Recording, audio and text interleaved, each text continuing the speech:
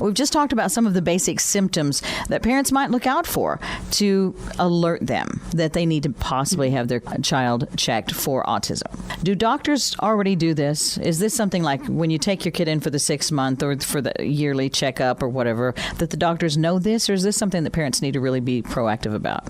I have found talking with parents, they have to be really proactive. Doctors generally don't think about it, honestly. I don't know if it's something just because they see so many children, they don't take the time. I'm not sure. My parents have been very, very proactive.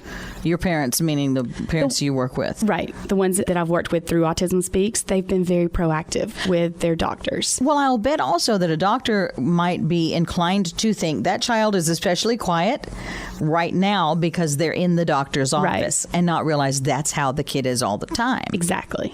Because everyone has like white coat syndrome or, something happens. And so they're like, okay, they're probably more verbal. They're probably not doing these behaviors outside of the doctor's office. Yes. Okay. That's good. So parents need to be proactive about that. Yes. So what are the numbers now? Are we having more kids diagnosed with autism? Fewer? How are we doing? I would say it's 1 in 68. It's on the decline a little bit. It's more prevalent in boys. It's 1 in 42 for boys and then 1 in 189 for girls. 1 in 42.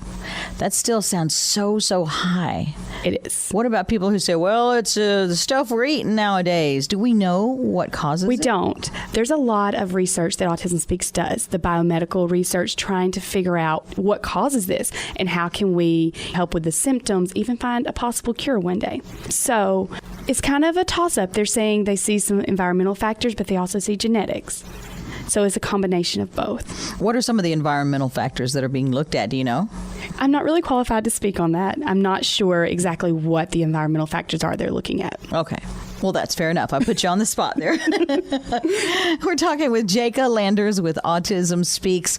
So 1 in 42 boys and 1 in 189 girls. So that seems to be the numbers going down a little bit? It does. I think also doctors are becoming more educated and so are parents. So you'll see more people get diagnosed occasionally because they realize it's just better ways of diagnosing now. Right. Because there are people who made it to adulthood and then realized, yeah, that's what was going on with me. Right. And I struggled and had to struggle. Right. What kind of help is there for parents who have a child who's gotten a diagnosis of autism? Yeah, so there are plenty of clinics and doctors to go to, but you also want support. A lot of times just talking with somebody in an organization like Autism Speaks, which we have a family support line that they can call into. I mean, at 4 o'clock in the morning when their child is just throwing things and just can't speak, and they just call in just to say, what do I do? There's also support groups in almost every area where you can get together with other parents who are going through the same thing.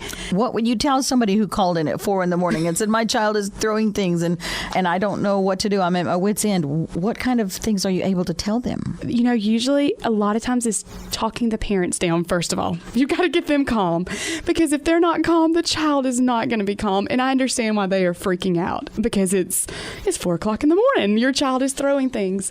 So usually you get them calm and you say, well, what do you usually do that helps? And usually whatever has helped in the past, that's going to help this time. But they were so freaked out, they couldn't think of it. That does happen a lot, yes. Thankfully, they're qualified people on the phone, so even if that doesn't work, they can help them and just go through different things until they find what will work. I got you.